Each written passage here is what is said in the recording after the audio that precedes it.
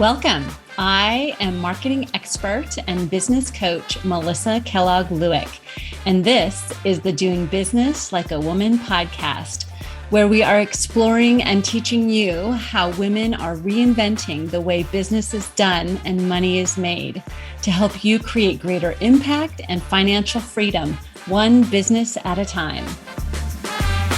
Awesome. Well, welcome everybody. Thank you so much for joining us today. And I say us because I have my client Mallory Simmons with us today to talk about her entrepreneurial journey and how far she's come. It's been such an honor and pleasure to get to work with her and see her growth. And so I invited her on to talk a little bit about that journey, because I know that so many of you will relate to it, and it's similar to my journey as well. So welcome, Mallory. Would you like to introduce yourself to the audience, to all of us? Sure. Thanks for having me. Full disclosure, I'm sitting weird because I have a toddler asleep on me on the couch.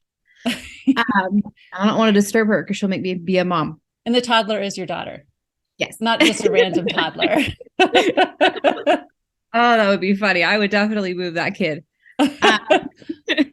Anyways, so my journey to entrepreneurship. Well, introduce yourself a little bit first. Okay. So I live in Alaska. My husband is in the Coast Guard. I hate that I always start with what my husband does, but that's kind of my habit.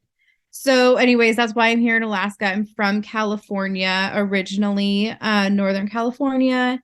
I started my career as a substance abuse counselor. I got a bachelor's degree from William Jessup University in psychology with a concentration in community and mental health, and a certificate in addiction studies. And so I've just always had a passion for helping people and supporting people when they were at their lowest.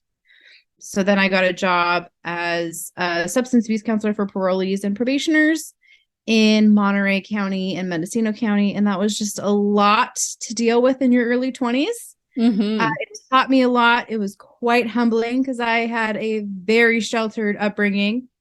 So it showed me just how much I have to be grateful for. And then from there, I moved back to Sacramento and got a job as a job coach for people with disabilities, helping them advocate for themselves on the job with what accommodations they might need. Mm-hmm. So anyways, just various jobs in social services, helping people, supporting people. And then once I had my daughter, my husband joined the Coast Guard so that I could stay home with her and not have to put a little baby in daycare, because that broke my heart. And I'm forever grateful to him for that. And so with that, it allowed me some freedom. And I've always had a passion for nutrition and wellness. I never pursued a degree in it because I have dyslexia. And so I thought about life coaching, health coaching, something like that. So I found Health Coach Institute when Cheyenne was just a couple months old. I went through their 6-month program with the idea that I would find a job like through a company. Mm-hmm. And the more I looked into that, the more it seemed horrible to me, because I just didn't want to coach on someone else's terms. I loved what I was learning through Health Coach Institute, and I don't have much of a verbal filter. That's why corporate America has never gone well for me.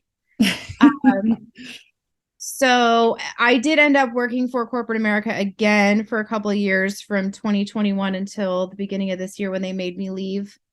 And I just really felt this calling to go back to being an entrepreneur and making my own business work, because I know that what I've been trained on and my background, I have the ability to help people in a profound way that corporate America was stifling me on.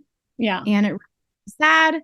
And so here I am. I had known you for a while, and I was too scared to commit to your coaching program a couple years ago because I didn't believe in me.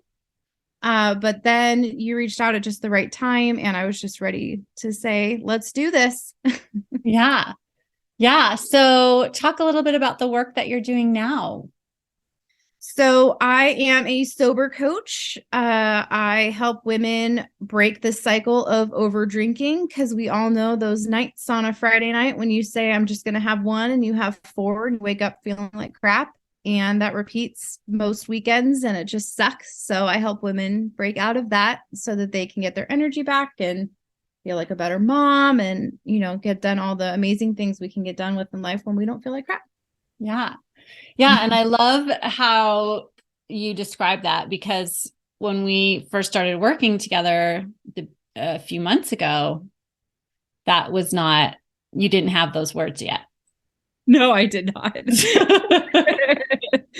I think that's one of the many things working with you has done for me is you take the clutter in my brain, you distill it so beautifully, and you help me just find such a beautiful little package to put it in, a marketing package, if you will, because it's not my strength. Yeah. So, talk a little bit about your program and like what you take your clients through. So I mostly work with women for 12 weeks. And I take them from a place where they, might lack confidence or the ability to believe in themselves and follow through. And I help them kind of dig into what habits are standing in their way, because sometimes it could just be as simple as, habit stacking. If you've read the book Atomic Habit, they talk about that. Stacking what you need to do on top of what you want to do so you can create those neural pathways.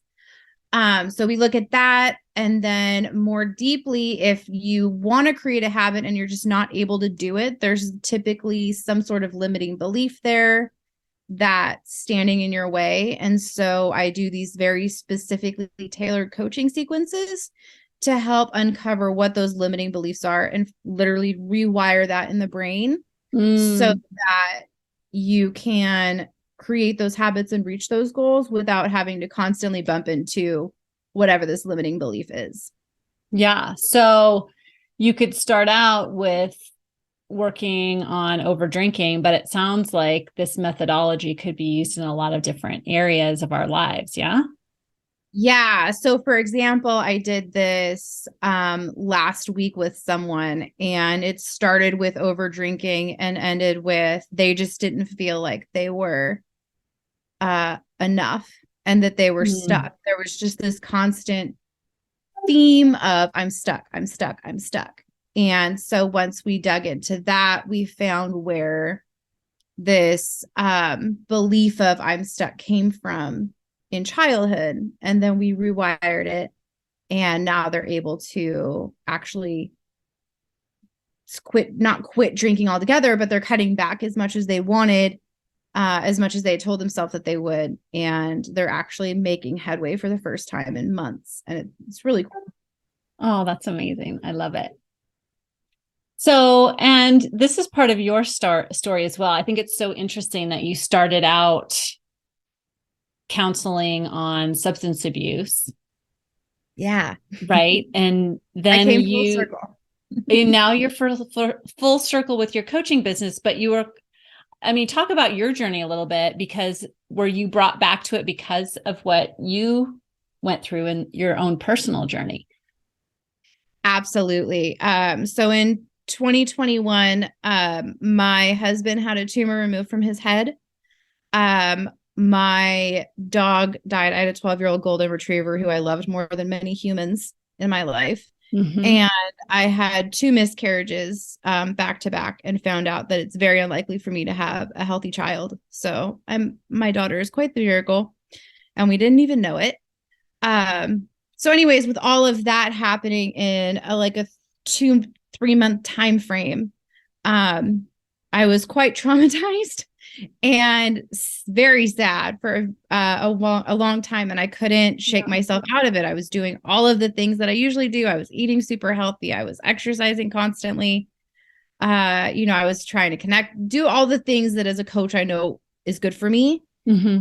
And because I have this wiring of drinking when I'm stressed, and it's okay because a little wine's good for you and all of that, I was drinking more days than I wanted to, and one would lead to three, which would lead to four, which would lead to crying, and it was just exacerbating the sadness that I was feeling. It wasn't actually helping it, but it would for a moment. Like I had this initial reprieve from what I was feeling, so I kept going back to it. Mm-hmm. Finally, last June, I decided to take 90 days off, and I just wanted to give myself some space from it so I could see and play around with what was actually what I was actually needing. Because I had this epiphany one day when I was really stressed out and overwhelmed, and I thought, I just need a drink. And I realized I actually just want peace right now. That's all I'm wanting is peace. Yes. And I'm not drinking what would actually give me peace right now. So I think I meditated or something. Yeah. But it really sparked this new way of thinking for me. So I ended up doing 84 days. I didn't make it to the full 90. My friends were leaving for the summer, and I decided to have some wine with them, which I regretted, but it is what it is. And because of that, it was Labor Day. I woke up the day after Labor Day, and I was like, I'm done. I had so much more fun with them all summer, not drinking. I had such an amazing summer of just playing outside. I still went to bars with my family when they came to visit. I still did all the things, but I drank club soda or coffee because no one actually cares what's in your cup. They want to drink. They don't care if you do. Right. Everyone loves a DD. So anyways, I had such a fun summer. And then the last night they were here, I, partook in wine with them. And then I woke up feeling like crap. And I just realized like it wasn't worth it. Like it didn't add anything to the fun. It actually took away from it. And so I haven't had a drink since. And I think that it was nice to, I needed to give myself some space without having it be an indefinite space, if that makes sense. And then once I allowed myself to go back to it, I had enough time to realize like, okay, there's so much more than this. Like this isn't for me. And the way that my brain had associated alcohol with stress relief and the only way to have fun, getting away from it has been life-saving for me. And I feel like I'm a better mom now. I feel like I sleep better. I'm happier. I'm healthier. I'm still a ton of fun, in my opinion. Well, if you can't have fun with anybody else, at least you can have fun with yourself. Exactly. I mean, I have to deal with me the most, so I'm out of That's awesome. So what did you make it mean? Because I love when you tell the story about making it 84 days and not 90. But I think that's so important because that's going to be, 99% of your client's journey, right? Yeah. Probably before they ever come to you, right? That's one of the things people try is like, well, I'll just try and do it myself, right? And they fall off the wagon. And what do most people make, or what did you make that mean? And then, how does that equip you to really serve your clients? You ask the most beautiful questions. What do I make it mean that I did 84 days and not the full 90? When in that time, like on that 85th day in the morning when you woke up and you felt like shit, what did you make that mean about yourself? Honestly, I was really impressed with myself because I was expecting, considering how horrible I felt, it would have made sense for me to berate myself. And I did a little bit, but I mostly just felt this peace of like, okay, that was it. Like I'm very much done now. And I made it mean this isn't for me anymore. Like it was fun in my 20s. It was hilarious in my 20s. Like I had a lot of fun, in college, and I don't regret that. I don't, it served its purpose. right? Like it was fun and now it's done and that's okay. Like Yeah. I don't judge myself. And I think that that's one of the things that infuriates me is how we have this like contradictory views on alcohol in our society. Like if I told you I don't snort cocaine on weekends, you would be like, cool, that no one That's does. really Like good. Yeah. that's really good, Mallory. But if I say I don't drink on weekends, you're like, oh my gosh, are you an alcoholic? And then there's this like judgment or, oh, I'm sober. I'm not drinking. There's this like, oh, did you drink too much? You don't do that with anything else. So it's this Yeah. weird, like, if I don't do it, I'm judged. But if I do it, I don't feel good. Yeah. So it genuinely bothers me. And I just realized like it's not for me. And if people want to have a perception about that, that's okay. I feel like I'm past that. And I think that's part of my mission is to help people see that if you feel like it's hurting you, you don't have to label yourself an alcoholic. You can just say, no, I don't want that in my life anymore. Or I want to get to a place where where I say I'm going to have one and just have one. Yeah. And if my friends judge me for that, that's not my fault. Yeah. Yeah. I love it. So talk a little bit now about building your business. You're in the early stages of building your business and what that's like and like what you're thinking, feeling as you're embarking on this beautiful journey of entrepreneurship. I'm feeling very uncomfortable all the time. You're doing it right. I'm just saying.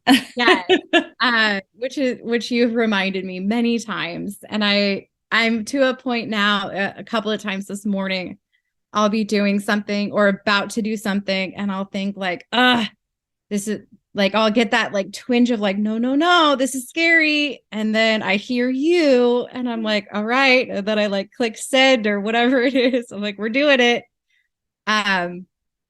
It's definitely a stretch. I am spending a lot of time meeting new people and entering into scary conversations about, coaching and what I do. And it's funny because I am passionate about what I do and I'm confident I am a good coach. Mm-hmm. I know I am. And marketing it and talking about it is not my strength. So learning how to get good at those things has been really hard for me. And I've been loving working with you because having that perspective shift of seeing marketing as just coaching people I'm not working with and just sharing my passion with the world. Mm-hmm. That's easier for me than thinking of like selling or all the other like bro marketing tips that are out there. Trying to be something that you're not.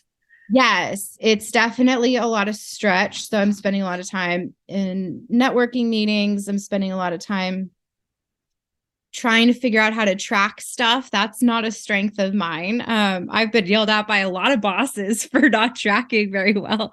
So now I'm the boss that's like yelling at myself for not tracking very well. That's funny. I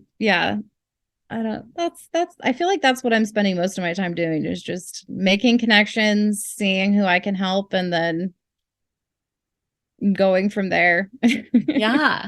And that's really what it is, right? Making offers, letting people know how they can work with you. Yeah. That's really what it is at all the levels. At all levels, it's uncomfortable and you're doing scary things. And things always feel a little precarious because our brains are just like, no, you really should go back in the cave and not do this. I know. I've been thinking a lot about how yesterday when you pointed out that I was just waiting for this to fail so I could go back into the cave, but I don't actually want it to fail. So I have to just keep pushing and just telling like that primal part of my brain, like, no, we're safe. Yeah. We're safe. It's okay. It's okay to do scary things. We're not going to die. Yeah. And now it's fun because like my first reel that I posted, it took me 60 minutes to record 90 seconds because I kept deleting it and stuttering and being like, oh, fuck, that was stupid. And then now I posted two within 30 minutes because I just kept having ideas and it's fun to me now. That's so awesome. And I've stopped taking it as I've gotten better at not taking myself so seriously. Yeah.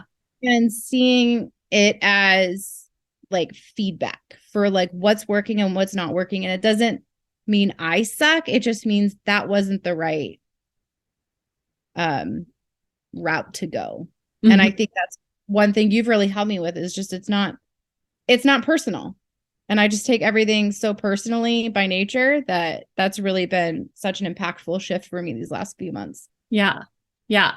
So, and it sounds like you're overthinking less too, because if you could do 2 reels in 30 minutes, I mean, that might be a world record. I mean, they're probably not going to go viral, but that's okay. Who cares? We don't need to. But the funniest stuff does go viral. I mean, I recorded a reel one time laying in my bed with my head on the pillow, and it's gotten like tens of thousands of views. I'm like, this is so embarrassing. Because I was at that point, like you, I'm just going to put stuff out there. Nobody watches this shit anyway. And then that's the one that went like, psh. I'm like, really? I didn't even look cute in that one. Dang it. That reminds me of Elizabeth Gilbert's book, Big Magic. Have you read that? No. Oh my gosh, it's really good. But so she's the author that wrote Eat, Pray, Love. Yeah. And she asked her partner, I think he was just her boyfriend at the time, if it was okay if she wrote about him. And he said, how many people are going to read this? And she was like, no one reads my books. Don't worry about it. And then, obviously that book was wildly successful and she did not see that coming. So yeah, you never know. Famous last words, right? Yeah. No one reads that. So what do you feel like you are most proud of from the last 3 months from this year of starting your business and taking the leap? What are you most proud of so far? I am most proud of learning how to not take it personally and just get out of the cave and put myself out there and just see it as feedback and track the feedback. That's all it is. It's just a neutral circumstance. And the meaning I make from it is my choice. Yeah. And there's a lot of power in that I just didn't see last time I did this.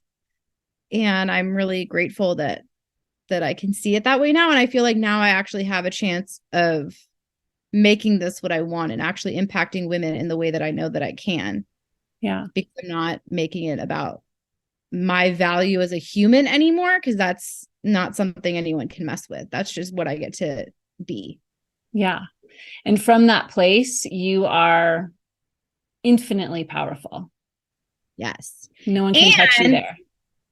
I never felt that way when I was drinking. Like the power I have found from quitting, from putting myself in situations time and time again where everyone's drinking and I'm not, and getting to a place where that's fine and I don't want to, that has unlocked such a confidence in me that's just irreplaceable and no one can mess with it. Like I just get such a kick out of it now that I find it fun. I'm like, I rock. This is amazing. Yeah, that just gave me chills, like chills on my head. That's amazing. Because that's so true. Like once you're at that place where you get to decide what you're going to think about yourself and everyone's opinions are their own. Yeah. Then nothing can shake you. Like you're unshakable from that place. I love that word. Yeah. Is that your word for the year? Did you tell me? I think I did. Yeah. That's so funny. And that's what you're becoming. That's what you are.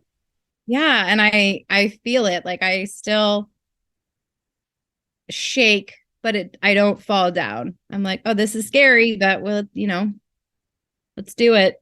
Yeah. Yeah. Unshakable doesn't mean I don't think that you're, devoid of emotion or feeling. But Right. it's I like, used to think that. yeah, that's a great point. Yeah. Yeah, you can still feel stuff and be sad and be, hurt that somebody says something to you, but at the same time, you still know that you are the source of your opinion of yourself, not others or circumstances or whatever. Yeah, absolutely. I think I know 100% that will serve you so much in building your business. Thank you. Because it's people that get to that point that don't let the circumstances or what other people think of them, even people that are really close to them, they don't let those things shake them. And so they basically have no limits, right? There's no limit on how far they can go and how far you can go. Yeah. Which is also a little scary, but It we're is, doing but it. we just take it one day at a time. Yeah. I mean, we don't know all the heights, all the capacity that we have that we're capable of. Which is exciting. It is exciting. But, it's capacity to serve, but it's also capacity to make money. Like you really have no idea how much you're capable of. Or we're capable of so much more than we even imagine. Yeah. And I think that's another reason I need you, because you're such a constant reminder of that for me. Like when I doubt myself, you're right there to be like, nope, we're not doing this. You're better than this. You can do more. Come on. Yeah. There's no room for doubt anymore. Yeah. I mean, it's always there, right? We all have that. It just needs to sit in the back seat now. It needs to sit in the back seat. Yeah. Yeah. So what's next for you? What do you see for yourself coming up? Well, I am gonna work on doing more talks. I want to start talking like at networking meetings and on Facebook more. Because I do think that I have an interesting story that I should start sharing. Yeah. And I'm writing a book, a novel, and I'm actually starting to make headway in it. So that will be coming in the next year, I believe. Nice. I've never written a novel before, so we'll see how long it actually takes to finish and get it published. But I'm working on that too. And then, just continuing to grow and help women find their confidence and sobriety. Yeah. So tell the audience how people can work with you, like what kind of work, how you work with your clients. How I work with my clients, like the method or No, like you're coaching one-on-one now, yeah? Mm-hmm. Yeah, so I do I exclusively do one-on-one because I find that with talking about alcohol, there's so much stigma around it, and there's so many different reasons we reach for it that people are more comfortable in one-on-one. And as someone who's led group coaching or group sessions, granted they were on parole, so that's a different type of person. Yeah. I think that one-on-one is better with this topic. And so I do one-on-one, typically 3-month programs. I will do less, but I don't recommend less because when you're working on deep stuff, it takes a while. Yeah. And the more you invest in yourself, the more you grow. Yeah. I don't know how else to answer that. No, that's good. It's good. It just, it gives people an idea of what it would be like if they reached out to work with you, that you are a private coach. You respect that it is a private matter, and, you want to really focus on helping each woman one at a time. Okay. So tell us how we can follow you, keep up with what you're doing, watch your reels. So if you want to find me, I am on Instagram as Coach Mal, Facebook as Mallory Simmons. It's me and a toddler in the picture. The cutest toddler in the world, by the way. And and then my website is coachmal.life. .life? Mm-hmm. Awesome. All right. Yeah. But I like it. What? I pay extra for that, but I like it. Nice. Cool. Yeah. We'll put all of that in the show notes so people can connect with you and keep up with you. So yeah. Thank you so much. This has been so fun. Thank you, Melissa, for having me. This has been great. You are absolutely amazing. Everyone needs you. Oh, thank you. I think so too. If you like this podcast, then you have got to sign up for my free on-demand video training, Grow Your Sales Doing What You Love, where I teach you in depth my simple process that you can implement right away to harness your mindset and your skills to grow your sales to whatever level you want. So go grab that now. The link is in the show notes, and I'll see you next time.